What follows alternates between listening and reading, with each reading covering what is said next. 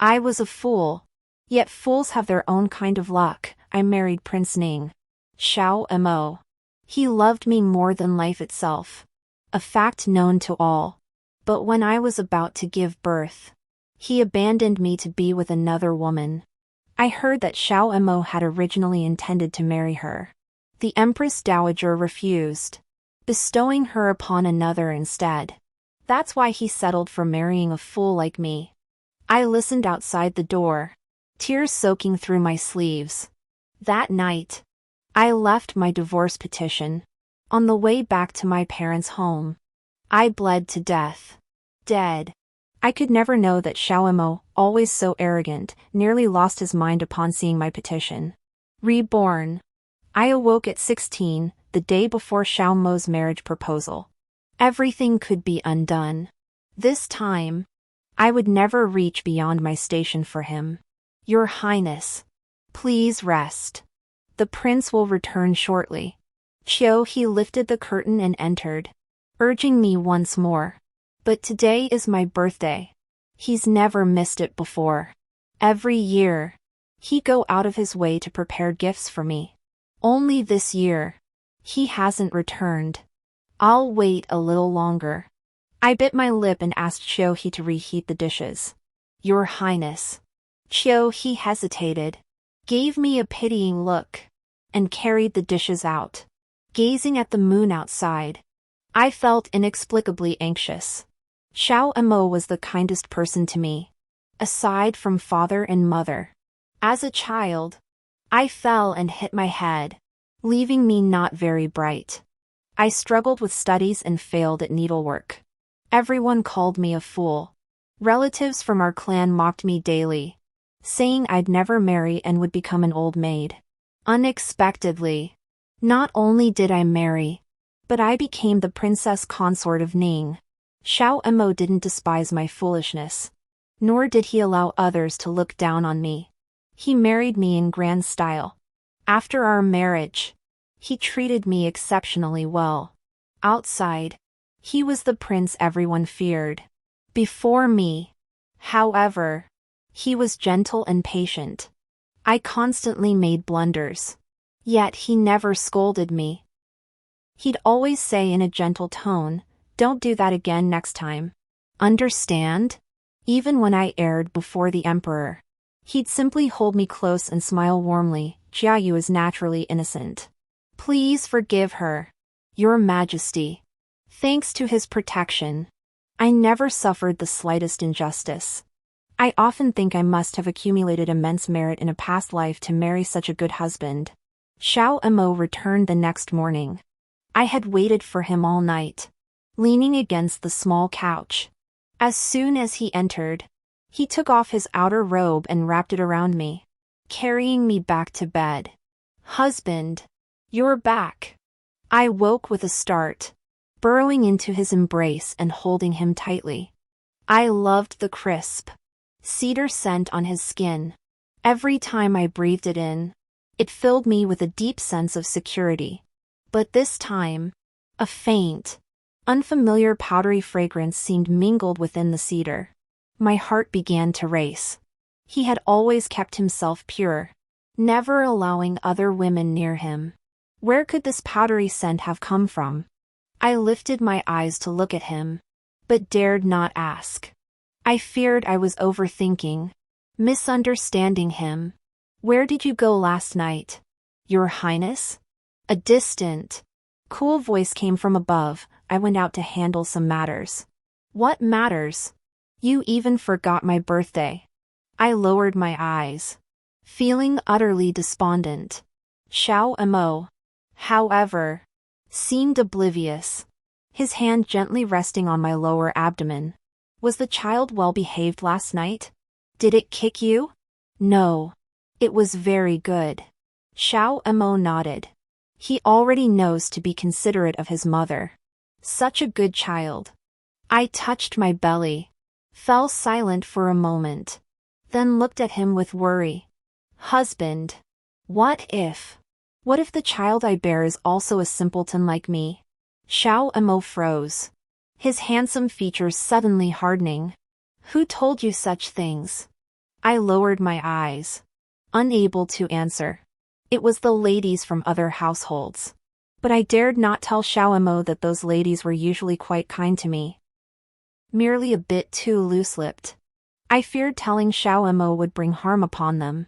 Xiao reached out and ruffled my hair. Jiayu. Listen carefully. You are not foolish. You are my consort. Xiao Mo's consort. You are the most honored person outside the imperial city. Whoever dares to speak of you thus, I will tear out their tongue. Do not belittle yourself. I bit my lip and nodded. He exhaled softly, pulling the quilt over me. Rest well.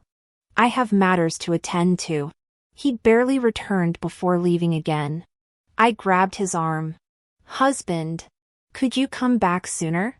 The matron said my due date is within days. I'm scared being alone. Don't worry. I'll be back quickly. He paused, then pinched my cheek. I have urgent matters to handle these days. Sometimes I won't be able to attend to you. Be good and don't wander off. So many words welled up in my throat. Yet I swallowed them all back down. Xiao Mo promised to return swiftly. But when I awoke, he was nowhere to be found. The dust clouds hung low as another day drew to a close. Unable to wait, I rose and sought out Xiuhe. She was preparing the evening meal. When I asked where Xiao Mo had gone, her hand trembled as she held the soup ladle. After a moment, she stammered. I don't know. I'm not clever. But I could clearly sense something was off with Xiuhe. She hadn't done anything to wrong me. So why couldn't she look me in the eye? I felt a flicker of panic. A thread tugged at my heart, faintly fluttering, as if pulling it might unravel something terrifying. Xiuhe, you know where he went, don't you? Princess. Her eyes reddened, and she bit her lip, unable to speak. Suddenly, a servant boy burst in. Sister Xiuhe, is there any more donkey hide gelatin left from the palace gift? Give me some. Spotting me, he froze in shock. Princess, what are you doing here? Donkey hide gelatin is for women. What do you need it for?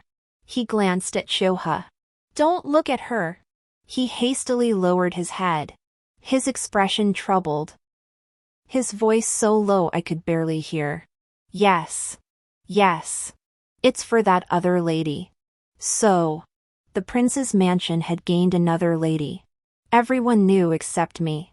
When I reached that small courtyard, 2 maids were sweeping before the gate, their chattering voices grating on my ears. The prince is so kind to our mistress. Of course.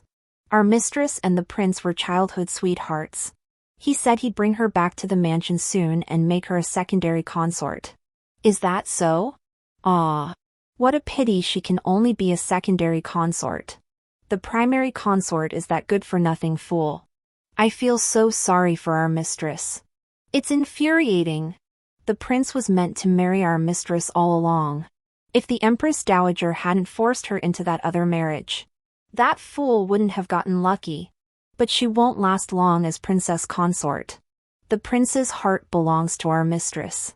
He only married that fool to spite the Empress Dowager. Who knows? He might kick her out someday and make our mistress the main consort. Hiding behind the wall, I listened to all this, my body swaying as if I could barely bear it. I never knew that before me.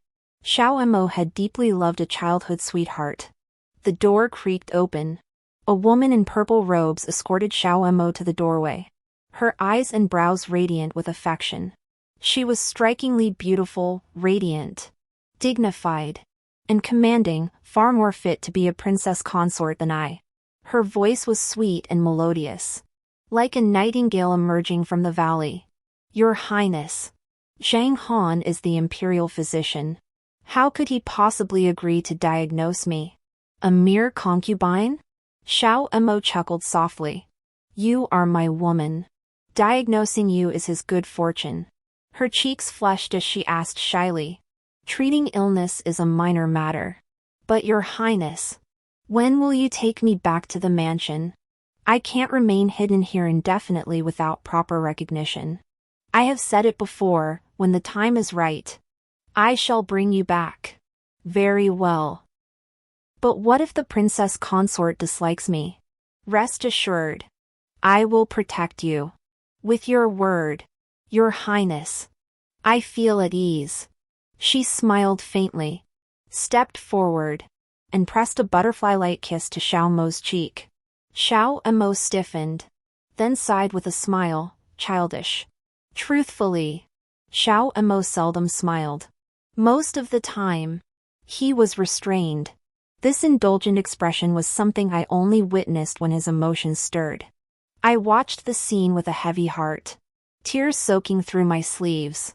A rotten persimmon fell from the tree, thudding onto the ground. Xiao Mo turned his head and finally saw me. His expression froze, the smile vanishing instantly. What are you doing here? His eyes hardened with icy coldness as he strode over. Glaring at Xiao He with a voice as sharp as ice, what are you doing bringing the princess consort here? I forced her, I said, fighting back a sob.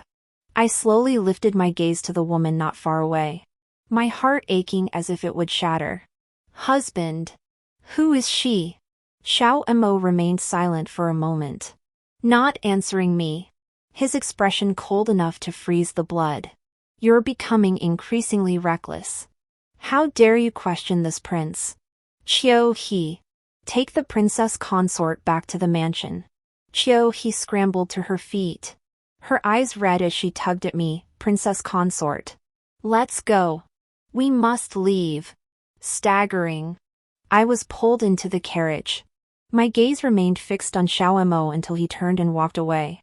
Only then did I withdraw it, filled with disappointment. By the time I returned to the mansion, night had fallen completely. The midwife came to check on me repeatedly, waiting to deliver the baby. But Xiao Mo still hadn't returned. Oh, he went to fetch an imperial physician for that concubine. I sat on the small couch, gazing at the moon, and shed many tears. Mother said a woman's life is like a floating duckweed. If her husband is not faithful, she finds herself in a difficult situation. Therefore, if you marry someone who is wholehearted and devoted for a lifetime. If you cannot find such a person, it is better to remain alone for a lifetime than to settle for less. In the past, I always thought myself fortunate to have married a devoted husband. Only now do I realize I was merely a compromise after he missed his true love. Since his heart belongs to another, I need not continue this marriage. My mind made up. I rose from the couch, fetched paper and ink, and wrote the divorce petition. I'm not clever enough to know how to draft such a document, so I simply wrote down the poem my brother once taught me from memory. Pure as mountain snow, bright as moon in clouds. Hearing your heart holds two loves. I come to sever ties. After 6 years of marriage to Xiao Mo, my devotion was misplaced. Ending it sooner is at least dignified. I wiped away my tears, packed my belongings, and boarded the carriage back to my family home. Being pregnant, no one in the prince's mansion dared to stop me. They only sent someone with the divorce papers to deliver them to him by fast horse. Qiuhe wept continuously in the carriage. But I thought, there's nothing to cry about. Leaving him, I'm not incapable of living. I made many plans for my future life, but I hadn't counted on not living to see them. Halfway there, a wild horse charged recklessly, overturning my carriage. My lower abdomen took a heavy blow, and I bled to death. As I lay dying on the cold ground, I thought, Xiao Mo must be coaxing his beloved right now. My death probably wouldn't sadden him. These past 6 years, truly not worth it. What I didn't know was that Xiao Mo was already on his way. Nor could I have known that upon seeing the divorce papers, he nearly lost his mind. When I awoke, it was late autumn. I sat in the carriage, drowsy. He snored beside me, a glistening droplet of saliva hanging faintly from the corner of her mouth. Her face was still childlike, unchanged from 6 or 7 years ago. She wore the old dress we had sewn together before my wedding. The carriage jolted, waking Chio-hee. She sat up, her eyes hazy as she looked at me. She reached out and fiddled with my hairpin. Why are they tangled again? Make sure they don't get caught when we enter the palace. Enter the palace? Yes. The Empress Dowager's birthday banquet. Officials and their families have been invited to the palace. We're almost there. I felt dazed for a moment. The Empress Dowager's birthday banquet? I accompanied father to the palace. That was clearly when I was 16. I lifted the curtain to look back. That was father and mother's carriage. What was happening? Could it be I had come back to life? The carriage pulled up before the palace gates. Dazed, I let Chio-hee lead me down and followed father and mother into the banquet. Everything was exactly as I remembered, hundreds of small tables set for the feast. Children playing and laughing in the back rows. And Xiao-mo not far away. I quickly averted my gaze, trembling as I lowered my head and sat down, terrified he might see me. After a while, I stole a glance at him. Seeing he hadn't noticed me, merely conversing with others as usual, the weight lifted from my heart. The banquet began. Officials paid their respects. Performers took the stage, and the Empress Dowager sipped wine while chatting with the ladies in waiting. Everything unfolded exactly as before. I could even predict their next words. Head bowed. I picked at the grapes one by one, my heart racing. It was true. I had truly come back from the dead. My eyes stung, and I stole a glance at Xiao-mo. Last time, I foolishly married him without knowing my place, and it ended badly. This time, I won't reach beyond my station. Lost in my thoughts, I didn't notice when the Empress Dowager suddenly mentioned me. Mother nudged me and scolded. Little fish, the Empress Dowager is calling you. I scrambled to my feet and curtsied. The Empress Dowager smiled. Her eyes narrowed. Little you. Did you also go to the matchmaking temple yesterday with Princess Rongchang and the others? Whose match did you pray for? Whether intentionally or not. Xiao-mo glanced my way with a careless look. My heart skipped a beat, and my face flushed crimson. Oh no. I'd completely forgotten. In my past life, I had loved Xiao-mo. At the matchmaking temple, I wrote a prayer slip, beseeching fate to unite me with him. At the palace banquet, the Empress Dowager learned of this and declared, since that is the case, I shall grant you a royal match. What say you? To my astonishment, Xiao-mo had agreed. Thus began our ill-fated union. Must this cycle repeat itself in this lifetime? Anxiety gripped me, beads of sweat forming on my forehead. Suddenly, someone across the room knocked over a wine cup. I lifted my gaze, and an idea instantly formed in my mind. My memory is poor, and I remember few people. But I remember him, the young general, Pei Heong. At 17, he followed his father into battle, slaying countless enemies and reclaiming vast territories. The people hailed him as a celestial warrior descended from the heavens. Shortly after my marriage to Xiao-mo, he fell in battle beneath Helan Mountain. Hesitating only briefly, I bowed, my face flushing peach red as I replied to the Empress Dowager, what this humble maiden seeks is General Pei Heong. The young General Pei Heong possessed peerless charm. Countless women in the capital admired him. My confession of affection was hardly surprising. The moment these words left my lips, for reasons unknown, Xiao-mo, who had been sipping wine with casual indifference, suddenly lifted his head. His eyes widened in astonishment, as if he'd misheard something. On the way out of the palace, father and mother hesitated, words on the tip of their tongues. Finally, unable to contain themselves, they asked, "Dear daughter, do you truly like that?" I shook my head hastily. I don't like him. Then. I was just making it up. But. Father tried to ask more. But mother cut him off. She's grown now. Don't ask. They stopped questioning me.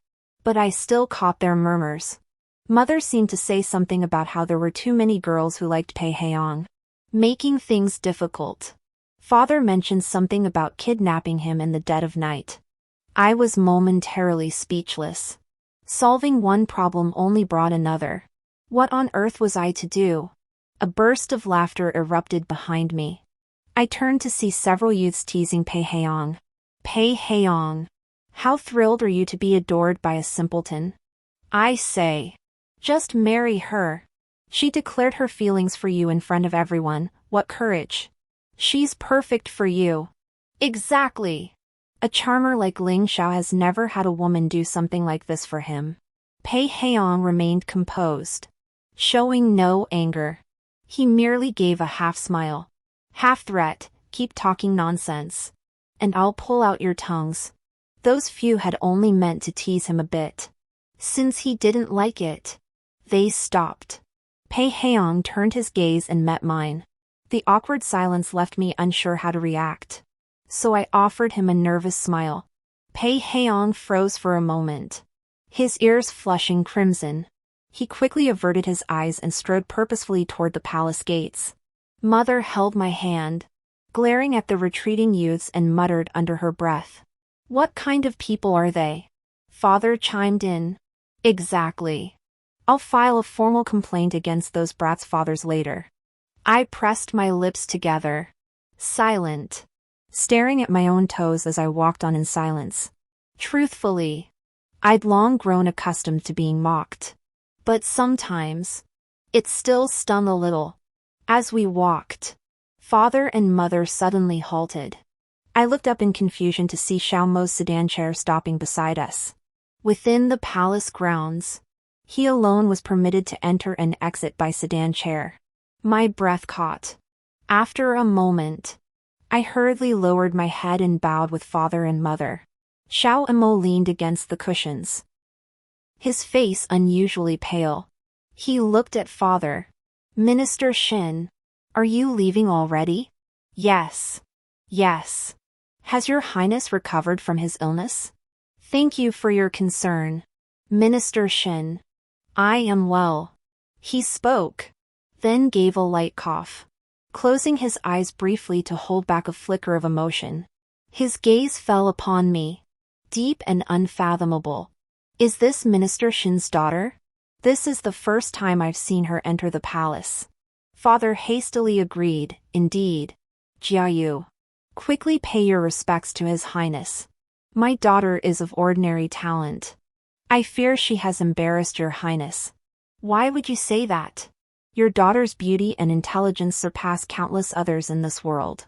She has a touch of beauty, but not a shred of intelligence. Father thought, unable to respond to the compliment. He simply grinned awkwardly. I kept my head down, unable to meet Xiao Mo's gaze. My heart raced wildly, praying he'd leave quickly and not speak to me. True to my hope, he didn't address me. He merely raised his hand to signal his attendants, who lifted the sedan chair and departed. I exhaled softly. Father wiped the sweat from his brow and murmured, His Highness the Prince of Ning seems quite unwell. Mother looked surprised. How did he suddenly fall ill? Just days ago, I saw him leading troops outside the capital to apprehend someone. Yes. No one knows how he caught it. It happened these past 2 days. I heard he coughed up blood in the middle of the night. The servants in the prince's residence were terrified. Enough of that. Let's go. Let's go. I strained my eyes toward Xiaomo, fading into the distance. In my memory, he had never been ill. To see him this frail was a first. After rebirth, some things seemed different. That matchmaking token. I must find time to retrieve it, lest complications arise.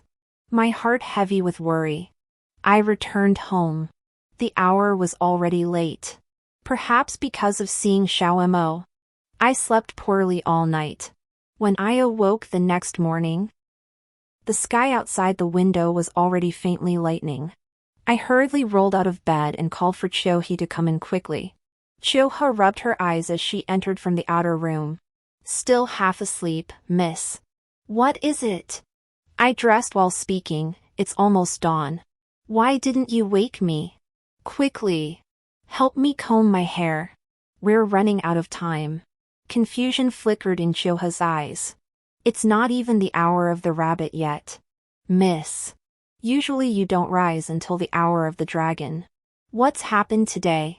Is there some urgent matter? My hands paused mid-motion.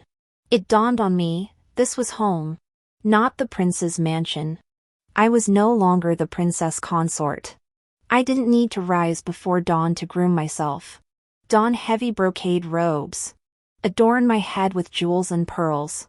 And maintain the so-called imperial dignity. It felt like a dream. After waking from my nap, I still felt like I was sleepwalking. After a quick wash, Mother called me to the dining hall for breakfast. I sat down, but after just a few bites, I saw my brother emerge from the inner room holding a steamed bun. His gaze turned peculiar when he spotted me. Stinky little fish. How come you've changed so much after just one trip back from the palace? Sitting so stiffly, it's downright unnatural. I glanced around and realized I was indeed sitting far too formally. After 6 years in the prince's mansion, my speech and mannerisms had become rigidly ingrained. Father chuckled as he ate. That posture looks just like the imperial consorts. Your sister must have seen them sitting so formally and copied them. Why copy that? What's there to be so formal about in our own home? Brother leaned closer and said, Hey, little stinker. I'm going hunting for wild pheasants. Want one? I'll bring back a live one for you to keep. No sooner had he spoken than Mother scolded him. Stop calling her that. Jiayu is of marriageable age now.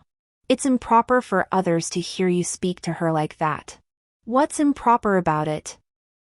It'd be better if she never married. She's so clumsy, she'd probably get bullied by her husband. She'd be better off staying home forever. Forever? Who'll look after her after your mother and I are gone? You'll take care of her? Why not? My brother snorted coldly, then turned to me. Want one? Stinky little fish? Wild pheasants are gorgeous. Don't regret it after I'm gone. I looked at him, my eyes stinging. Yes, before. I thought marrying Xiao Mo would be the greatest happiness in the world. Now, living this life. Again, I realize being with family, loved and cherished, is the truest fortune. My brother paused, staring at me strangely. Why are you crying? I'm happy. Spooky, he muttered. I'm off. I sniffed back tears and asked, Brother, where are you hunting wild pheasants? Jade Mountain. I froze. The matchmaking temple was on Jade Mountain. Brother, I rushed over. Take me with you, okay? I want to go too. I must retrieve that matchmaking plaque, otherwise my heart won't feel at peace. My brother exclaimed in surprise. You want to come too? That's strange. You hate mosquitoes and bugs in the wild. Never mind, you can come. Take the little bow I used when I was a child. When I followed my brother, I never imagined I'd encounter Pei Heong. He walked among several young nobles, accompanied by an attendant, chatting and laughing with youthful vigor. Every so often, he'd strike a pose as if drawing a bow, eliciting gasps of admiration from the young men. One of them spotted me first and quickly alerted the others. Pei Heong. That isn't that someone? How did she end up here? Did she hear you were hunting and follow you on purpose? Come on, let's get out of here. Don't interrupt their fun. Pei Heong, you're on your own. Hey, you guys. The group of youths ran off laughing, leaving Pei Heong alone with his servant, flustered and at a loss. As we drew nearer, Pei Heong finally composed himself and smiled at my brother. Ah, Shinyusi. What brings you here? My brother seemed displeased and retorted sharply, This forest has no owner. What's the problem? Just because you're here, I can't be? Pei Heong glanced briefly at me and gave a dry chuckle. That's not what I meant. I don't care what you meant. Sister. Let's go. My brother ignored him completely and pulled me forward. Pei Heong stood there for a moment. There was only one path to Yushan, so he had no choice but to follow behind us. As we walked, I slowed my pace. This awkwardness with Pei Heong couldn't last forever. I really should explain things clearly to him. While my brother wasn't looking, I walked over to him. He'd been stomping along with his head down in a huff. But upon seeing me approach, he immediately stood up straight, hands behind his back. "Miss Shin, what is it?" "Young General Pei." That day in the palace hall, the Empress Dowager asked me about the temple of matchmaking. Before I could finish, he seemed to have an epiphany. He smiled knowingly, a hint of satisfaction in his eyes. As if everything was under his control, no need to say more. "I understand." I felt he didn't understand. "No. Please let me finish. That day, He waved his hand, "Miss Shin. I know what you're going to say. You're a rare soul, brave and forthright. But my family's teachings are strict. Without informing my parents, I dare not make decisions on my own. No. Pei Heong. I was just bluffing that day." He paused, then seemed to grasp something. "I understand." He smiled, a pure smile without a trace of impurity. Yet it sent a chill down my spine. I sucked in a sharp breath.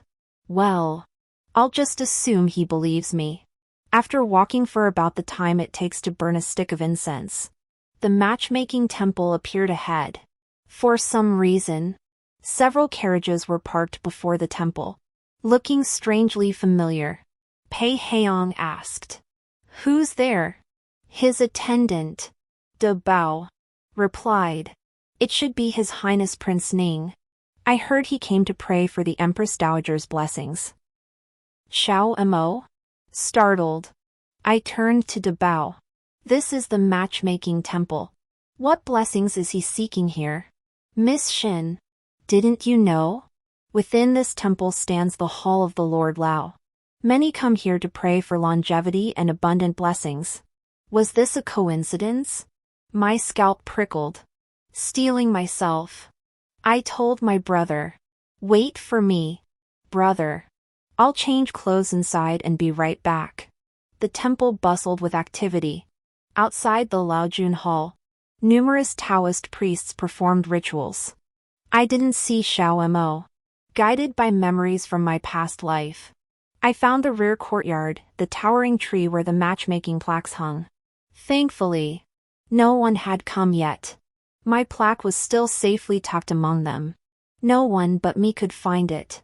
I breathed a sigh of relief, reached up, and pulled it down, clutching it tightly in my palm. But when I turned around, I collided directly with Xiao Mo. He stood at the doorway, seemingly having watched me for an unknown length of time. My mind thundered, as if struck by lightning. Gripping the plaque tightly, I steadied my nerves. "Your Highness, Prince Ning." He only stared at me, silent.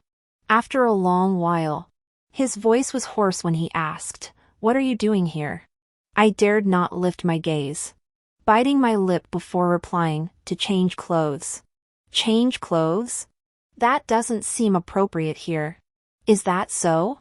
Then I must have come to the wrong place." He remained silent, his gaze drifting downward to my hand. "What is that you hold?" My breath caught. "Nothing." But he said, "A matchmaking plaque?"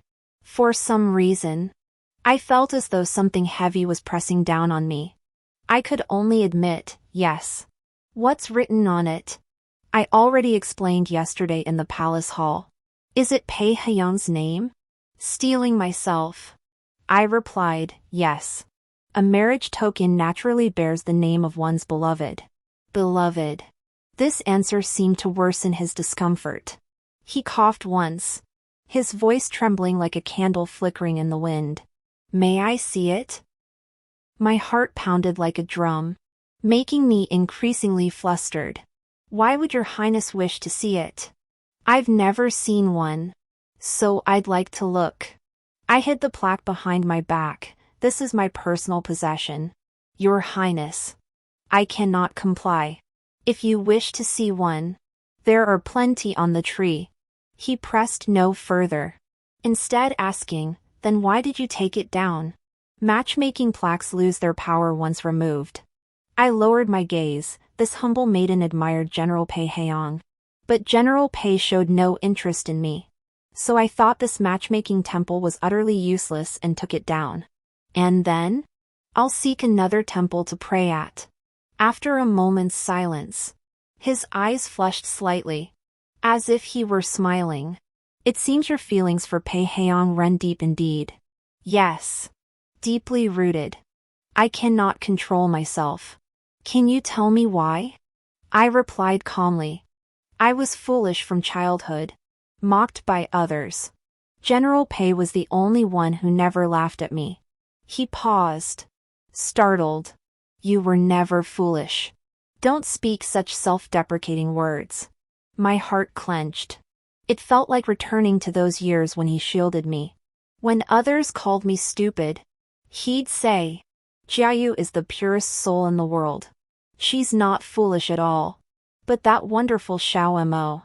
On the very day I gave birth, he went to be with another woman. I will never trust him again. I took a deep breath, suppressing the bitterness, and said calmly, Thank you, Your Highness. I have matters to attend to and must take my leave. I sidestepped him and headed toward the courtyard gate. Xin Jiayu. He seemed to want to say more, but turned back and stopped. Because Pei Heong had appeared at the doorway. I knew not when. Your Highness Prince Ning.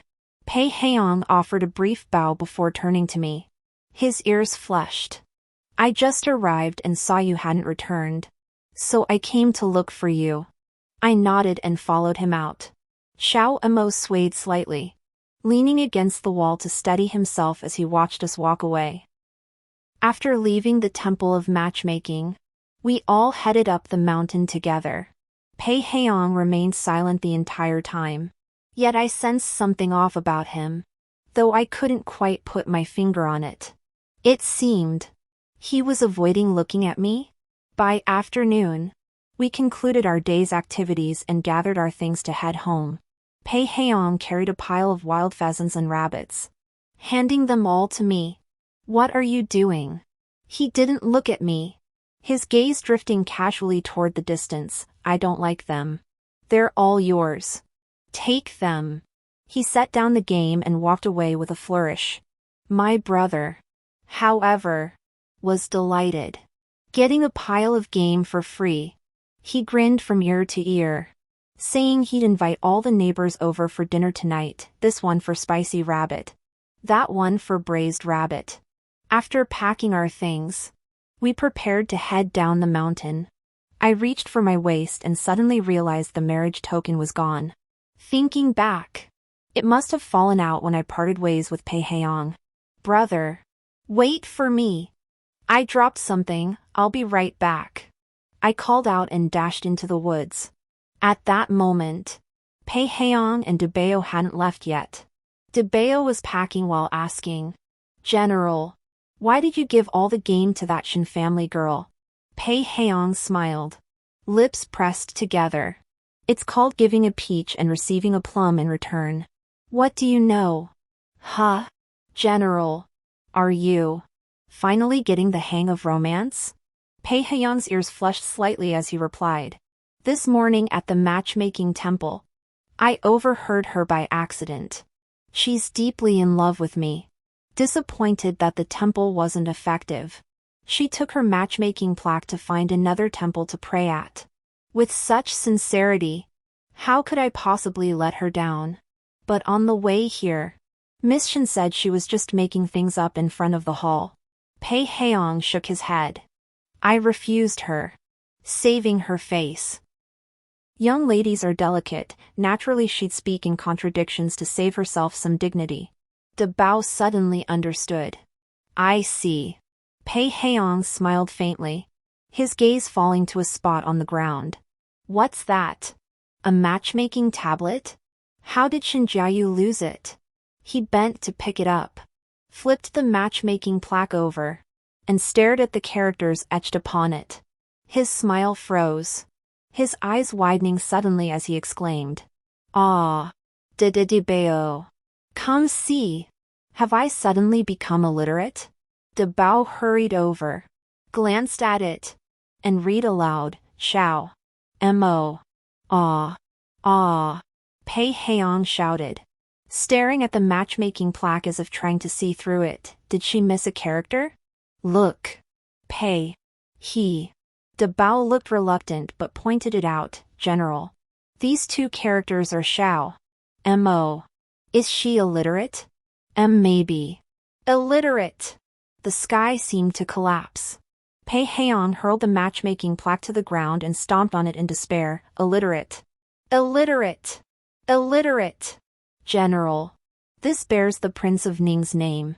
Letting others know would be a grave offense. Pei Heong paid no heed. So be it. I'll trample it. I'll trample it. His voice echoed through the mountain woods. When I arrived, he was furiously stomping on the tablet. Seeing his expression and De Bao's, I knew exactly what had happened. Pei Heong stopped when he saw me. I gave him an awkward smile. He didn't respond, turning away with a dark expression. De Bao. Let's go. That night, back home, I burned the matchmaking tablet in a secluded spot. Yet for some reason, my heart remained unsettled.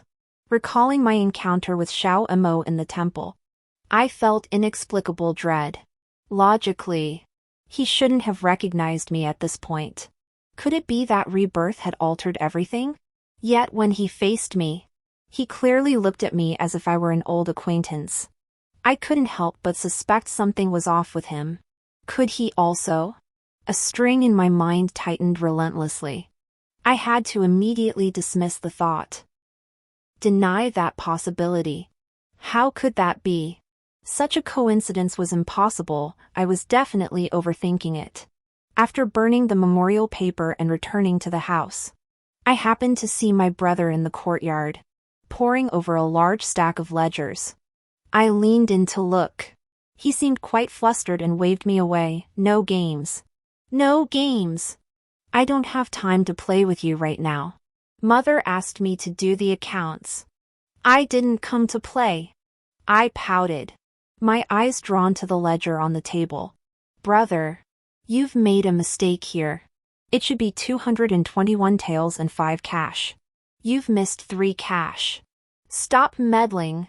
What do you know about accounting? You can't even count properly. But you really did make a mistake. Me? Make a mistake? He fumed, clutching his abacus and starting to beat it.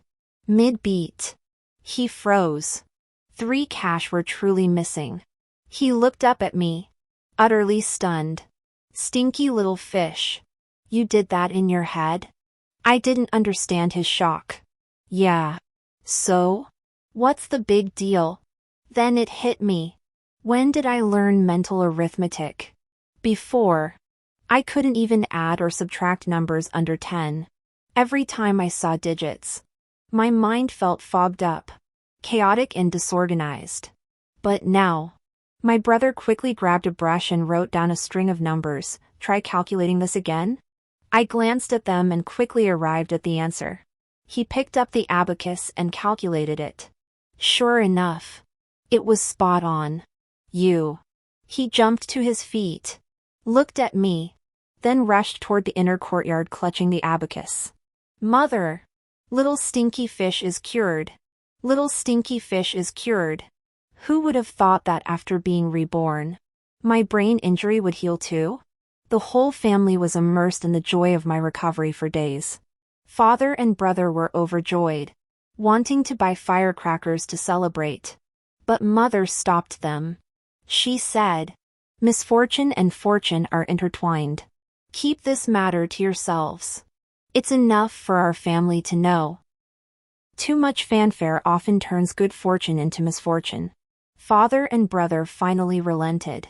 2 days later, our household suddenly received an invitation from Princess Rongchang's mansion, inviting me to admire the flowers there. Mother was very enthusiastic.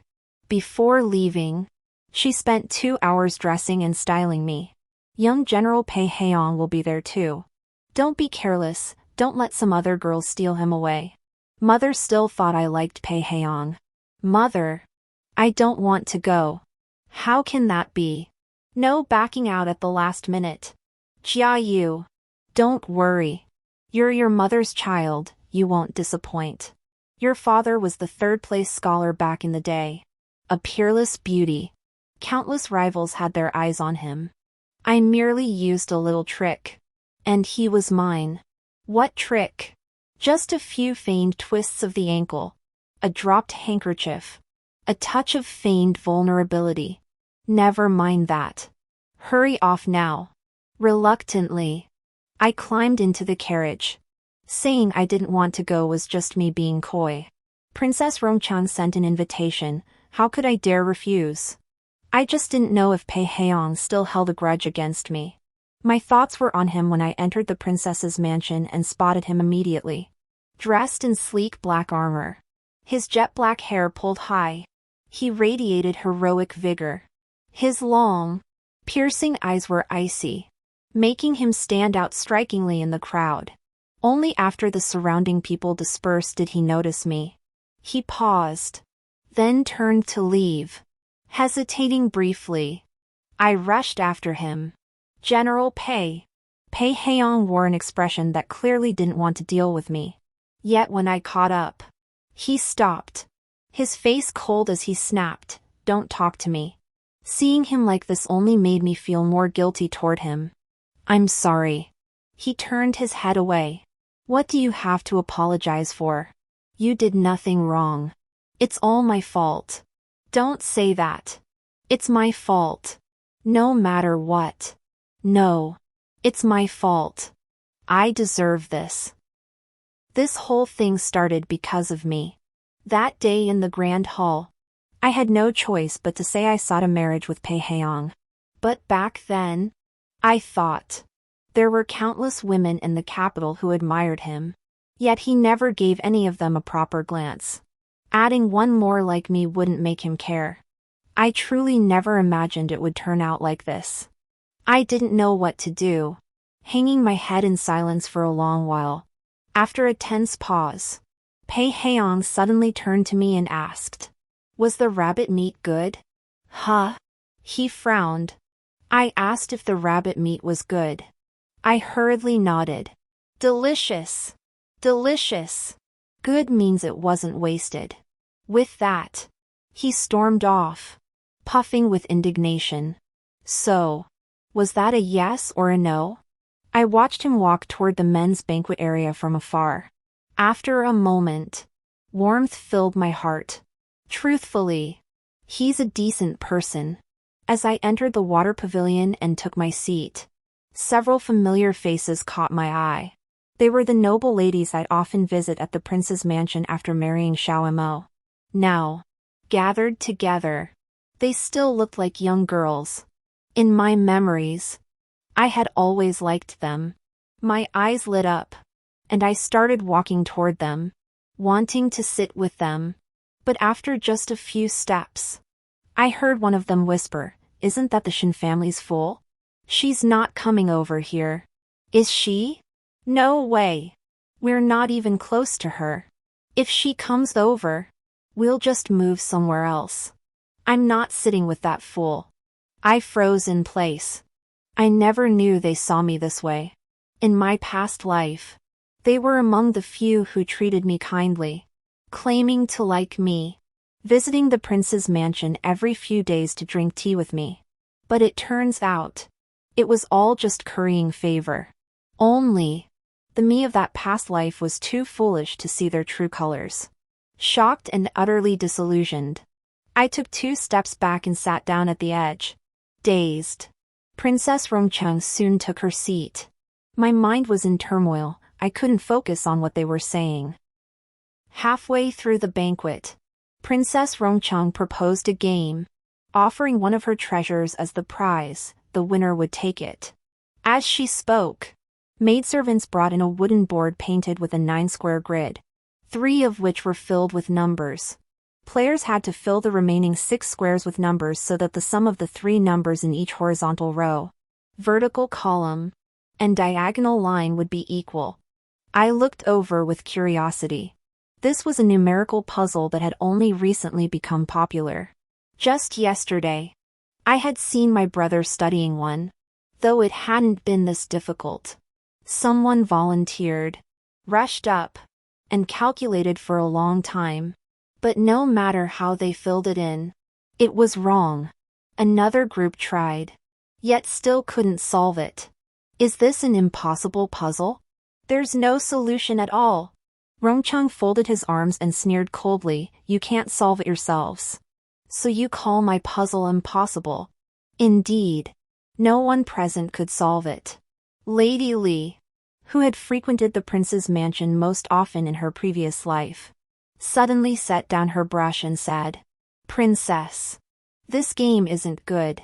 Games are only fun when everyone participates. When someone at this table can't play, it's no fun at all. Princess Rongchang looked surprised. Who is it? The Shin family's daughter. Lady Li giggled, covering her mouth. Who in the capital doesn't know that Miss Shin can't even count numbers under 10? A game this difficult would take even us a long time to solve. Let alone Miss Shin. I say we stick to leaf games or archery with pots instead. Her words drew laughter from many. For she spoke the truth, my innate dullness and inability to count were common knowledge throughout the city. You don't want to play yourself, so you blame others. Not at all. I genuinely meant well. Seeing Miss Shin so alone, I wanted to look after her. She turned to me, her eyes crinkling with a smile, looking utterly harmless. Suddenly, I remembered her from my past life. When she flattered me then, she'd smiled just like this. Only back then, I hadn't known what hypocrisy was. I returned her smile and stood up. Who says I can't play this game? The room fell silent, eyes turning to me in surprise. Someone whispered, that fool actually has a temper. Madame Li paused, then chuckled, Miss Shin, you're not upset, are you? I just speak my mind, no ill will intended. No need to put on a brave front. I didn't want to waste words with her. I stepped forward, took the charcoal pencil from the maid's hand, and after a moment's thought, filled in the remaining 6 empty spaces. Everyone watched with expressions of anticipation, until someone suddenly exclaimed, it seems to be correct. Really? No way. A crowd gathered around, chattering as they checked the calculations. It is right. She actually solved it. Oh my. So that's how it works. Why didn't I think of that? I was so close to solving it. How could that be? Impossible. Did she cheat? Madame Li angrily erased the numbers in the grid and scribbled 3 random ones herself. Try again. I had no desire to continue this childish contest. Yet I endured it. After a moment of mental calculation, I wrote down the new answer, ignored them completely, set down the charcoal pencil, and sat down to drink tea. They began calculating in a flurry of voices. But soon, the sounds grew quieter. It's correct. A random problem. And she solved it. No one dared speak anymore. Princess Rongchang glanced at me, then at the board, finally catching on. Clearing her throat, she announced, today's 9-grid winner is Shinjiayu. The prize is hers. A maid presented an exquisite wooden box. Many eyes turned to see what treasure I'd won. I deliberately dawdled, admiring the box's intricate carvings. They gritted their teeth for a moment, yet could do nothing about it. After a pause, Princess Rongchang smiled. Ladies, do not be disheartened. Rongchang has prepared a small gift for each of you. Please accept them with a smile. She then turned to me. Miss Shin, please open the box and see what your prize is. I smiled faintly before opening the wooden box. But the instant I saw its contents, my pupils contracted. This lucky charm was the golden branch and jade blossom hairpin Xiao Mo had gifted me in my past life.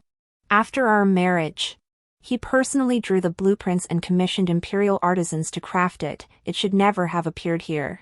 From behind the screen, Xiao Mo emerged slowly, his lips pale. His deep voice asked me, "Miss Shin, do you still like this hairpin?" I finally understood this flower viewing banquet had been staged to test me. Regardless of whether I won or lost today, this hairpin was destined to fall into my hands.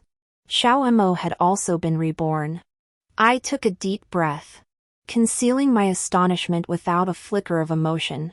Lifting my gaze to meet his, I hurriedly curtsied, "Your Highness. How did you come to be here?" The others followed my lead in bowing. Xiao Mo offered no reply, only asked me, "Miss Shin has yet to answer this, Prince. Does this hairpin meet your liking?" I lifted my head, smiling as I picked up the hairpin. "Of course I like it. Its craftsmanship is exquisite. Its design unique. This servant has never seen such a beautiful hairpin." After a moment, he said, "This hairpin is also known as golden branch embracing jade, symbolizing marital harmony and abundant blessings." I paused, then smiled. What a lovely meaning. With this hairpin, this humble maiden is sure to be blessed with joy and fortune. Xiao Mo watched me silently. He didn't know I'd learned to hide my emotions. No longer the Shinjiayu of old. After a long while, his gaze dimmed. "Since you like it, Miss Shin, why not try it on?" "Yes." I raised my hand calmly, fastening the hairpin in my bun. Then, smiling brightly, I asked the person beside me, "Does it look good?" The person beside me happened to be the one who had attended the Empress Dowager's birthday banquet that day. Covering her mouth, she giggled. "It looks lovely. This hairpin truly suits you. If General Pei sees you like this, he'll surely be utterly captivated." I lowered my head, smiling bashfully.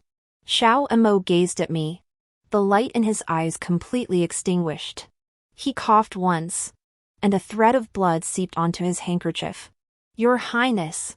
Someone tried to step forward to support him, but he pushed them away. "It's nothing. I had intended to share a cup of wine with you all, but my health is failing me now. I must take my leave first. Please continue without me." He glanced at me, but ultimately said nothing more, his pallor deepening as he departed. Only after he was gone did I sit back down, slowly catching my breath.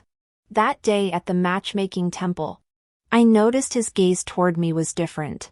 So my hunch that day was right, he truly had been reborn too. If he was reborn, why come find me instead of seeking out his childhood sweetheart? Could it be he regretted seeing me die? I gripped the teacup, my knuckles tightening. What good would regret do? Had I not been reborn, I'd never have had the chance to wait for his atonement.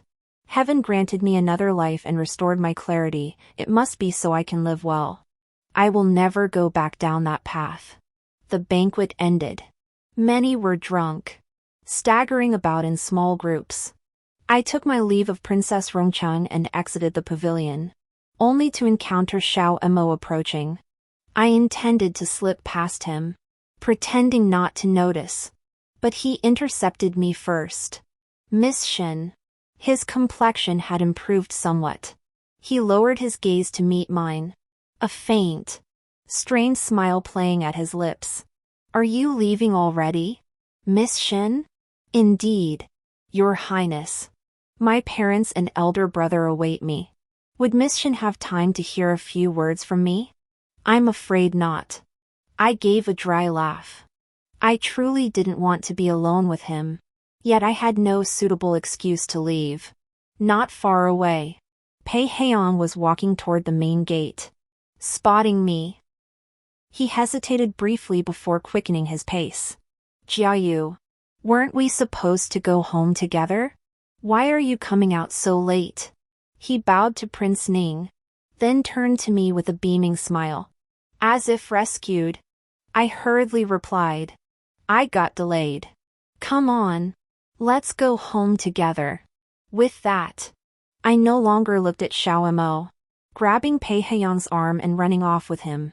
Only when we reached the gate and I saw Xiao Mo hadn't followed did I release his arm. The smile vanished instantly from Pei Hyung's face. I'm leaving. Wait. I hurried after him. He walked fast, forcing me to nearly run. Pei Hyung, did you come specifically to pick me up? His face remained cold as he gave a vague nod. Why? He hadn't intended to speak to me. But as we walked, he stopped. I just thought, you might not want to talk to him. How would you know? Well, that crappy sign with his name on it. Then you went back to get it. At the matchmaking temple, you told him you liked someone else. I figured he must have done something to really turn you off. Girls, you know, when they stop liking someone, they hate them to death. You definitely didn't want to see him again. So that's why. You're really kind. I smiled at him. He looked pleased for a moment, then quickly turned cold. It was nothing. Don't read too much into it. I'm not interested in you. I never said you were interested in me. Humph. I'm leaving. I left him behind and ran off to find Choha. The next day, my brother and I were studying the 16-cell grid at home. Choha dashed into the backyard, hesitating before saying, General Pei is pacing outside our front gate. My brother paused his chopsticks. What's he doing out there? I don't know. He's been circling around, left and right, for nearly an hour now. I can't tell if he's just passing by or planning to come in. I didn't dare ask. I'll go check. I rose too, hiding behind my brother as we followed. My brother opened the door. Sure enough, Pei Hyung stood nearby, pacing back and forth with a troubled look. Hey, Pei Hyung, what are you doing? Pei Hyung startled. Oh, Shin Yusi. I'm fine. Just wandering around. Then why keep circling our doorstep? Care to come in for tea? No. I'll wander elsewhere. Pei Hyung gave a nervous chuckle, took 2 steps, then turned back. Shin Yusi, how about I come to your place instead? Seeing him about to enter, I dashed back to the dining room and sat upright. Soon after, my brother brought him inside. When my brother asked what he wanted, he wouldn't say. He just sat there drinking tea, watching me play 16 Palace. Every time I looked up, he'd pretend nothing was wrong, admiring the teacup in his hand. Something wasn't right. After a while, my brother was called to the front hall by my father. Bored out of my mind, I asked Pei Hyung, you've drunk an entire pot of tea. What exactly do you want? Me? Nothing much. Oh, if it's nothing, I'll head back to my room to rest. Take care of yourself. Just as I was about to leave, he called after me, wait. Shin Jiayu. I stopped, looking at him in puzzlement. His face was flushed crimson. After a moment, as if gathering his resolve, he forced out the words, I do have something to tell you today. I want to say. Yesterday, I lied to you. His voice grew fainter yet remained clear when I said I had no feelings for you. I lied. What did you say? Pei Hyung took a deep breath, no longer evading my gaze. His eyes met mine with unflinching sincerity. I said, I like you. Shouldn't he be resentful toward me? I quickly turned away, cupping my face in my hands to cool the inexplicable heat spreading across my cheeks. You. What nonsense are you spouting? I'm not talking nonsense. A sudden gust swept through the courtyard, ruffling my dark hair. Shin Jiayu. I know this is abrupt. I don't need an answer right now. Take your time to think it over. Until then, I'll wait. The air hung heavy with silence, broken only by the rustling of the crabapple blossoms swaying in the breeze. I'm someone who's died once, yet faced with this, I still found myself panicking. After a long moment, I calmed down, turned back, and for the first time, truly looked at Pei Heong. Truthfully, he was a good person, handsome, and his family background was neither too high nor too low, also quite good. But in my previous life, he died young in battle at the foot of Helan Mountain. Counting back, it would happen in less than a year.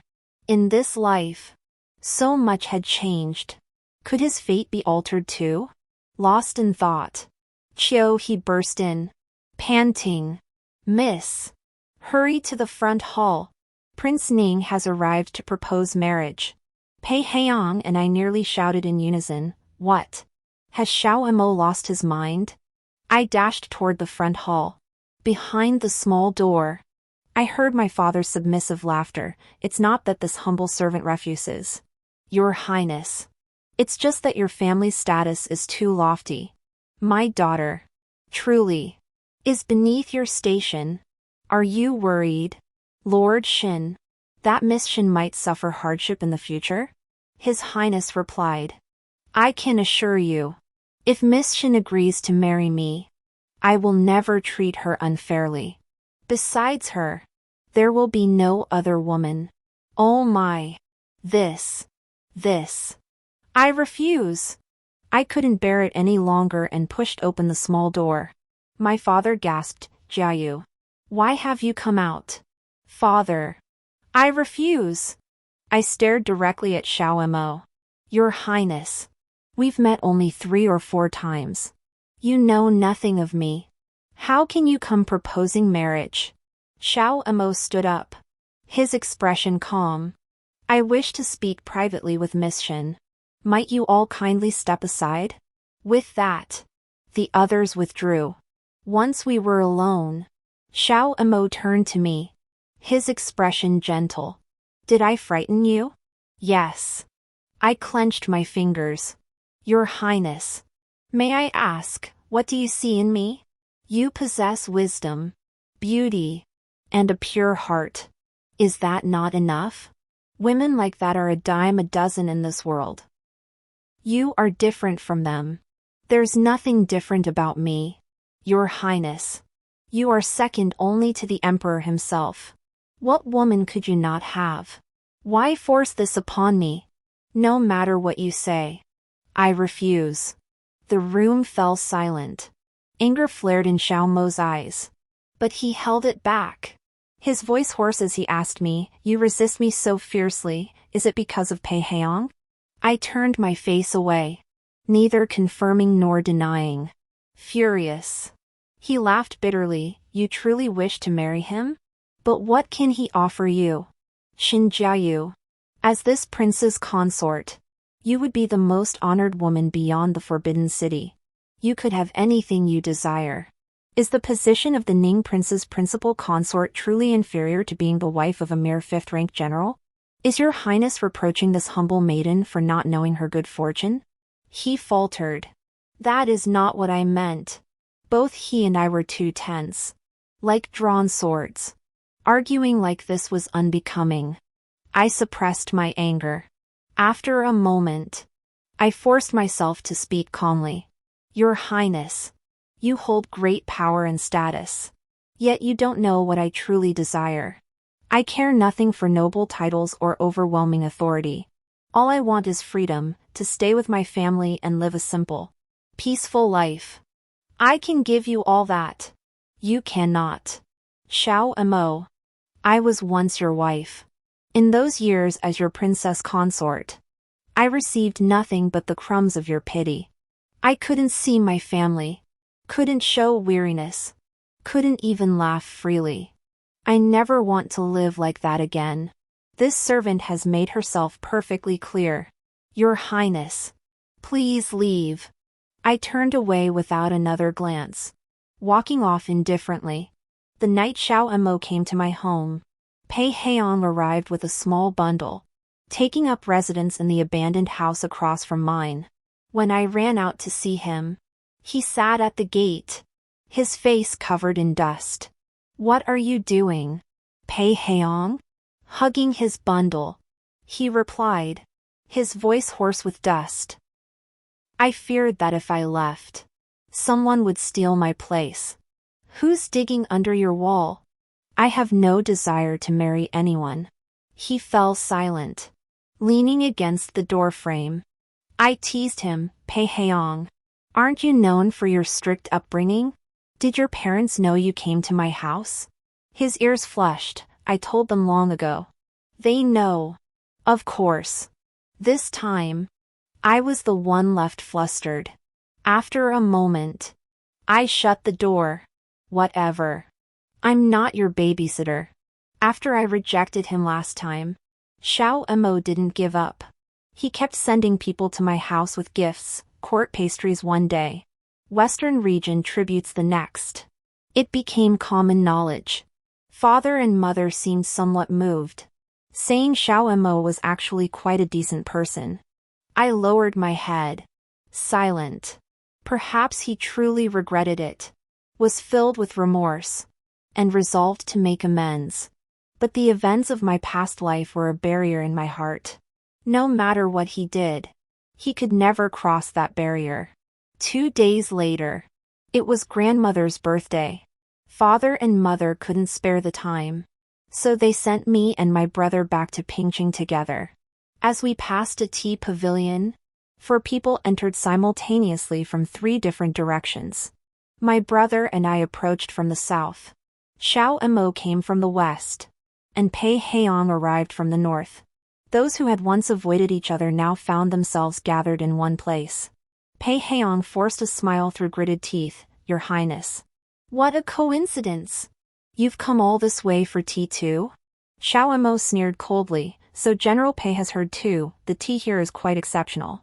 The owner, flattered and surprised, exclaimed, My humble tea pavilion has such fame? The 2 men answered in unison. None of your business. Bring the tea. The owner shut his mouth and walked away, clearly annoyed. I sat silently, saying nothing. My brother sensed the tension and pulled out some flatbreads from his robe, handing one to each of us. Since we're here, let's eat first. Xiao Mo and Pei Heong took the bread but didn't eat. They just stared at each other coldly. My brother and I buried our heads in our bread, not daring to make a sound. On the way to Pingching, these 2 followed behind us.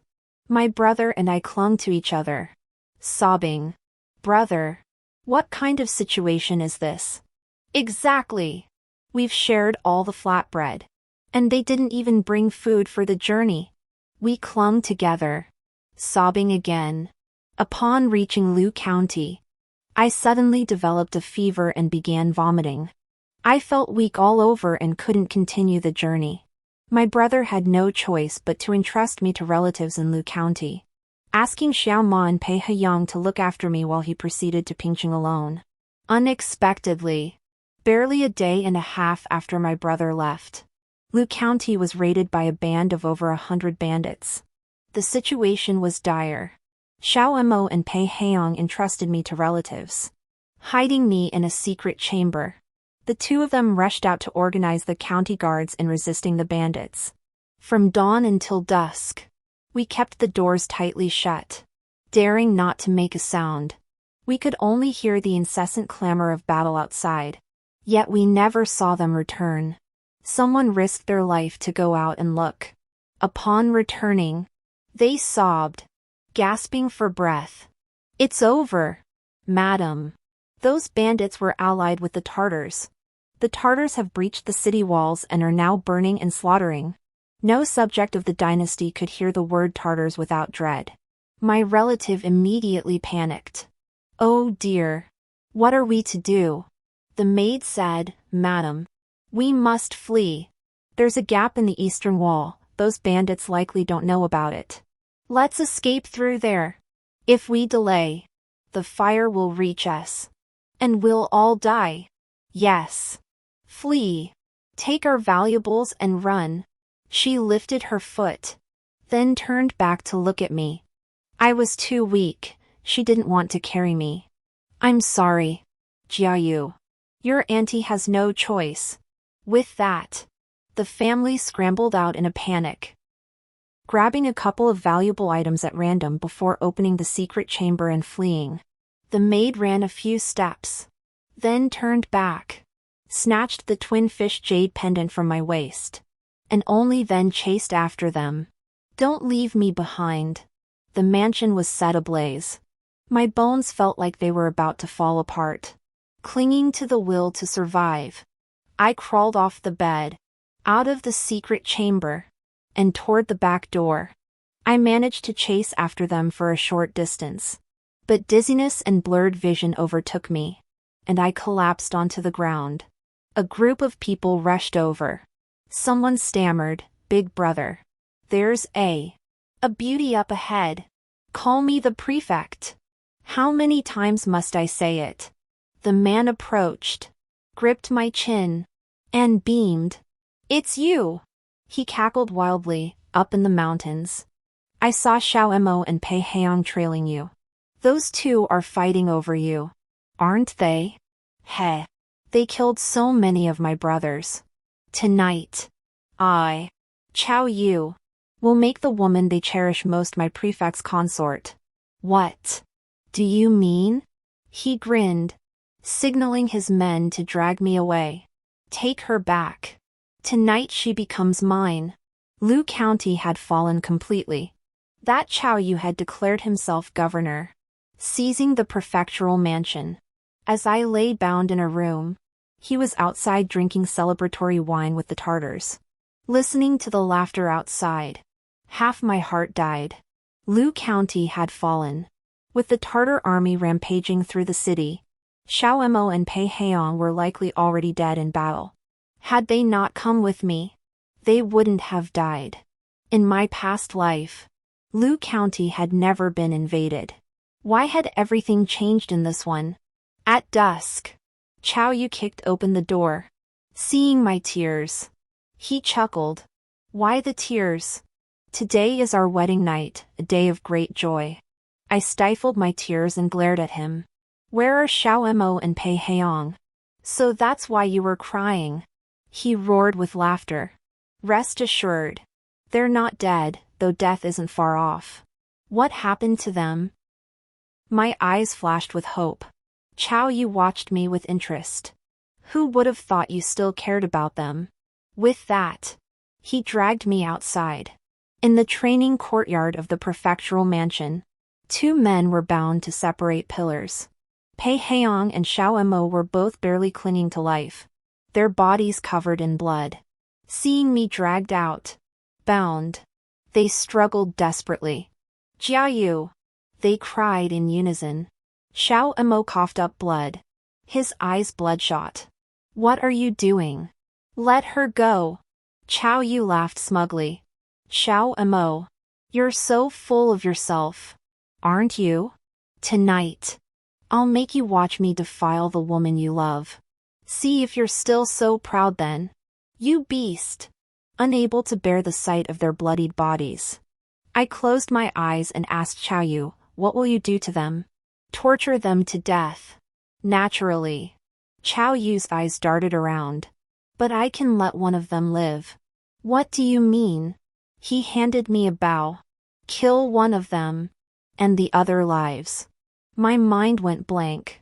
I've never killed anyone." Qiao Yu raised his blade, pressing it against my throat. "2 deaths or 1, you choose." I stared blankly at Xiao Mo and Pei Heong. They were staring back at me. "Will you keep your word?" "Of course I will." "Will you choose?" "If you refuse, I'll kill all 3 of you immediately. None will survive." I couldn't be certain if his words were trustworthy. Right now, I was at his mercy, roasted over a fire. I had no choice but to make a decision, betting on the other one's survival. I drew the bow, nocked an arrow, and aimed forward. They were all watching me. I couldn't meet their eyes. My heart felt like it was being crushed by a hand, suffocating me. Qiao Yu's voice whispered like a demon, "Don't let your hand shake. If you lack the strength, I'll choose for you." "No. I'll do it myself." Finally, I closed my eyes. The arrow flew, piercing Xiao Mo's chest. Time seemed to freeze. He froze, then forced a smile. Jiayu. Moments later, the light in his eyes faded. His head fell, never to move again. I tossed the bow aside, trembling all over. All I heard was Chao Yu's loud laughter. Good. Well done. After a while, I was dragged back into a room. Where had Chao Yu gone? I couldn't recall. He seemed to have been summoned elsewhere. I drifted in a haze, as if my soul had been torn from me. Xiao Mo. We're even now. I no longer hate you. In the next life, may we never meet again. The moon hung high in the sky, yet Chao Yu still hadn't returned. My fever slowly receded, and my mind cleared. I scanned my surroundings, plotting my escape. Suddenly, a hand clamped over my mouth from behind. Jiayu. It's me. Don't make a sound. Pei Heong. I turned, my heart leaping with surprise. He gave a quiet smile, swiftly cutting the ropes binding me before pulling me out the back window. The guards outside had already been taken down by him. We skirted the wall to the gate. Pei Heong wrapped his arms around my waist and carried me over. Only after landing did I see Xiao Mo had been brought out and placed against the wall. Him? I whispered. Your arrow missed its mark. It didn't hit a vital spot. With no time for explanation, Pei Heong hoisted Xiao Mo onto his back, took my hand, and we vanished into the night. Before long, the governor's mansion discovered our absence and dispatched a large force in pursuit. Pei Heong led us through a series of evasive maneuvers until we hid inside a dry well. Only after the pursuers had run right over our heads did I breathe a sigh of relief. I whispered to Pei Heong. How did you escape? He gave a dismissive chuckle. Those barbarians couldn't defeat me in a fair fight. They used a sleeping potion to subdue me. Now that the potion's worn off, those ropes couldn't hold me anyway. I see. But how will we escape? Don't worry. The Pei family's army isn't far from Lu County. They must be on their way by now. Within 2 days, the Tartars will be driven out. We just need to hide here safely. All right. I nodded, then turned to look at Xiao Mo. Pei Heong gasped. I was so caught up talking to you. I forgot to bandage him. Quickly!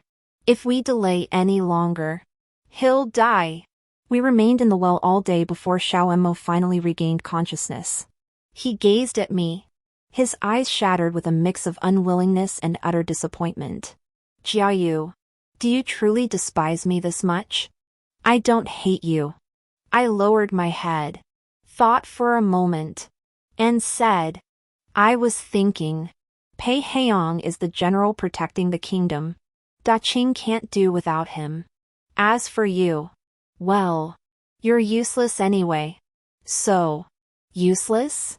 His eyes widened, and he nearly coughed again. Pei Heong flushed slightly and hurriedly said, Jiayu, how could you say such a thing?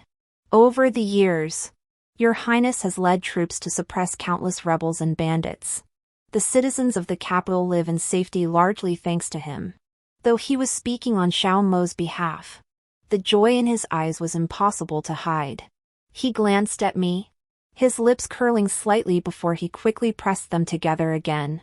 Xiao Mo looked at me, took a moment to compose himself, then gave a self-deprecating smile. I understand now. I have lost. After all, 3 days later, when we were so starved we could barely lift our heads, the imperial bugle call finally sounded. The fighting within the city raged for half a day before finally ceasing. Pei Heong picked up a stone and tapped the wall. Someone peered down and cried out urgently, there are survivors below. Someone! Come quickly! Several soldiers lowered ropes and pulled us up one by one. They handed us water and porridge, feeding us, finally regaining some strength. I looked up to see utter devastation. Let's go home. Pei Heian carried Xiao Emo on his back as he led me toward the city gate. As we exited the city, a crowd had gathered not far off, surrounding a man lying on the ground. I looked closely. My brother. That's my brother. What happened to him? Brother. I pushed through the crowd. Someone nearby hurriedly said, "You're his sister? Oh dear. This young master thought you were dead and fainted." What? I quickly helped him up from the ground. Pei Heian also pushed his way through the crowd and pinched my brother's nose. Moments later, my brother regained consciousness. His eyes opened, bloodshot and red, and he sobbed uncontrollably, "My sister. My sister is dead. My sister is dead." Pei Heian hurriedly said, "She's not dead. She's not dead. Your sister is fine. She's dead. She's dead." My brother pointed at the half-buried female corpse by the city wall, sobbing so hard he could barely breathe. "They killed her. She was only 16. Jiayu, take your brother away too." I stared intently and realized the corpse by the wall was the very maid who had snatched my twin fish jade pendant. I surmised that after stealing my jade pendant, she had put it on herself. She hadn't gotten far before the Tartars killed her. Her head was buried, and her figure resembled mine. The moment my brother saw the twin fish pendant, he was certain it was me. My eyes stung with tears as I cried out, "Brother, I'm still alive." He froze, then whirled around. "Stinky little fish. You're not dead? You're not dead?" Then, that wasn't me." He paused, then clutched me tightly, sobbing, "Wah, stinky little fish. I shouldn't have left you behind. It's okay now. I'm perfectly fine, aren't I?" I patted his back and exhaled a long sigh. Having survived the ordeal, only good days lay ahead. After the Battle of Lu County, the Emperor, enraged, issued an edict to launch a campaign against the Tartars and reclaim the lost northern territories. Pei Heian accompanied his father to war, serving as a general of the Middle Army. Indeed, many things had changed in this lifetime. Pei Heian's deployment was originally scheduled for next spring, yet it had been moved up by half a year.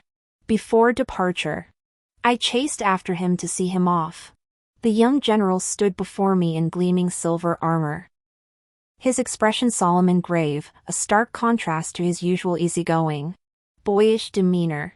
He asked if I had anything to say. I repeated over and over, "The Tartars are treacherous. They often feign retreat to lure the enemy deeper into their trap. You must not be deceived. In my past life, it was precisely because he pursued the enemy that he fell into their ambush and died in battle. I knew nothing of military strategy and couldn't accompany him into battle. So all I could do was make him remember my words." "Anything else?" "Yes." I grabbed his hand. "General Pei, I have 3 more crucial things to tell you. Never, ever pursue a defeated enemy." He looked at me quietly. "You seem to keep emphasizing this point. Mind your own business. Did you remember?" After a moment of silence, he pressed his lips together. "I remember. Xinjiayu, if I return victorious, may I come to your home to propose?" I was stunned. "If you return alive, I will marry you. I will return alive." He smiled, lips pressed together, and rode off. In September, news of victory arrived. Pei Heian had slain countless enemies and reclaimed vast territories. October, the Tartars were driven back to the foot of Helan Mountain. At home, my anxiety grew unbearable. I knelt in the Buddhist shrine, praying for Pei Heian's safe return. November, news came from the frontier. Pei Heian pursued the retreating enemy beyond the pass, only to fall into a Tartar ambush. All contact was lost. That's how it happened in my past life. He fell into a trap. His fate unknown. And a month later came the news of his death.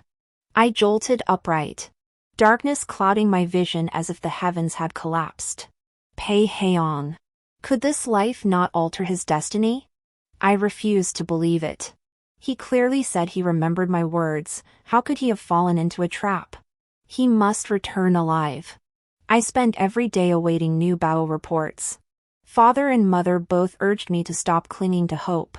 Falling into the Tartars' trap. General Pei is most likely. You must stop waiting for him.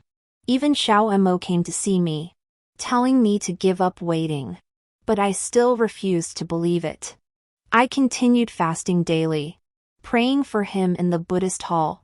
Half a month passed with no word. Just as I was about to give up myself, urgent dispatches arrived from the frontier. Pei Heong had broken out of Helan Mountain, leading his army to crush the Tartar encampment. I collapsed. My body drained of strength. I knew it. I knew it all along. Pei Heong returned in triumph the following spring. He and I were married that autumn. Xiao Mo attended my wedding that day. His gifts filled an entire street. He practically emptied the prince's household. What are you doing, Your Highness? His eyes reddened, his voice trembling. Consider it my contribution to your dowry.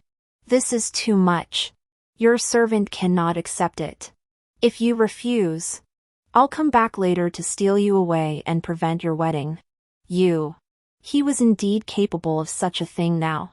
I dared not provoke him and accepted the gifts, thinking I could return them when he married someday. Jiayu. Xiao Mo's voice caught slightly. May you and Pei Heong be united in heart, blessed with joy and fortune. The shawm music blared in my ears, the scene bustling with celebration. Yet all I could seem to hear was his breathing. I believe he was sincere. The past is now closed. He and I shall have no further entanglement. I bowed slightly. May your highness find a worthy partner. Live a life of peace and prosperity, and be blessed with joy and fortune. Xiao Mo watched Shinjiayu step into the bridal sedan chair. He clasped his hands and bowed to the groom who had come to receive the bride. The groom was stunned. Xiao Mo said nothing, turning and walking away. His lonely figure vanished into the crowd.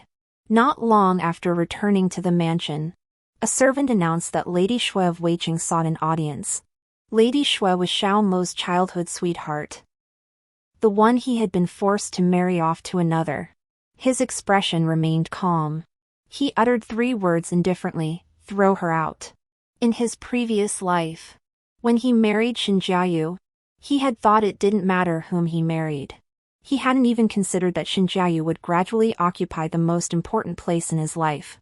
Bringing Shuiru back to the capital was originally driven by a youthful obsession. He didn't necessarily love her, it was merely to prove to others that whatever Xiao Mo desired, he would obtain. Taking another woman was no great matter. Yet upon returning to the mansion and seeing Shinjiayu, he found himself unable to speak. He thought he would wait a while longer, put it off for a few more days. But Shinjiayu discovered Shuiru herself. She confronted him, demanding to know who that woman was. He was furious.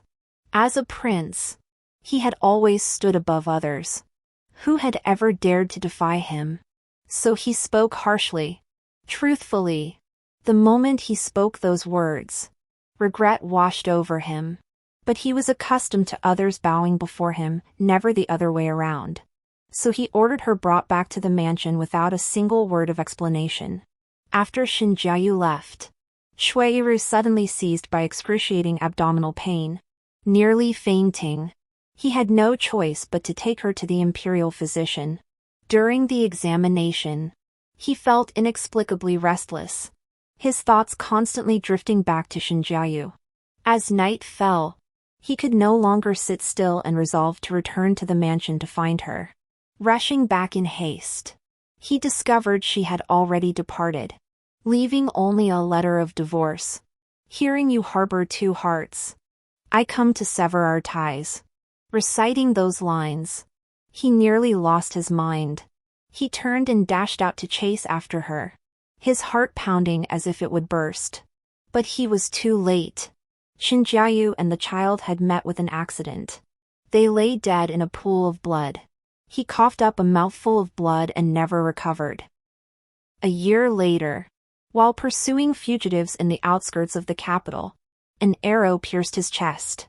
When he awoke, he found himself back in the year of his marriage to Shinjiayu.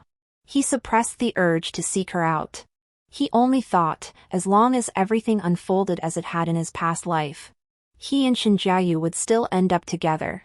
Unexpectedly, everything had changed. At the palace banquet, Shinjiayu declared that the man she loved was named Pei Heong.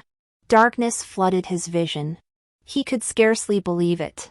Had everything changed because he had arrived too late? He refused to accept it. He suspected Shinjiayu had also been reborn and was deliberately avoiding him. So he had Rongchang arrange a flower-viewing banquet to test her. That hairpin was her most cherished possession. If she too had been reborn, she wouldn't remain unmoved. This move should have been flawless. But what he didn't know was that Shinjiayu had learned to lie. When she picked up that hairpin, her eyes showed no trace of emotion. He finally gave up hope. Yes. How could such a coincidence exist? In this lifetime, so many things had changed. Perhaps it really was that he had come too late. Missing her. After returning to the mansion, he lay awake all night. The next day, he abruptly decided to propose to the Shin family. No matter how much had changed, no matter whom Shinjiayu loved, she was his wife. He would never let her go. He was rejected. Exactly as expected. But that was fine. He would take his time. She would eventually be won over. Gazing at the moon outside, I felt a vague unease, though I couldn't say why, until that arrow pierced his chest. Wasn't it obvious enough? She would never choose him. On her wedding day, he practically emptied the entire prince's mansion, giving everything to Shinjiayu. That was all he could do. Days later, guards reported rebels had risen in Liu County. He donned armor and led troops to quell the uprising. En route, he encountered the newlyweds out for a stroll, playfully splashing, barefoot in the water. He watched, utterly transfixed. Perhaps Shinjiayu was far happier married to him than she ever would have been to me. Imperial protocol demanded strict observance, no untidy attire, no improper bearing. Had she ever known such joy during her years as princess consort? The newlyweds noticed him, snapping back to reality. He remarked indifferently, "Wild beasts have been roaming the mountains lately. Don't linger too long." With that, he turned and walked away without looking back. He and Shinjiayu would have no further entanglement from this day forward. The end.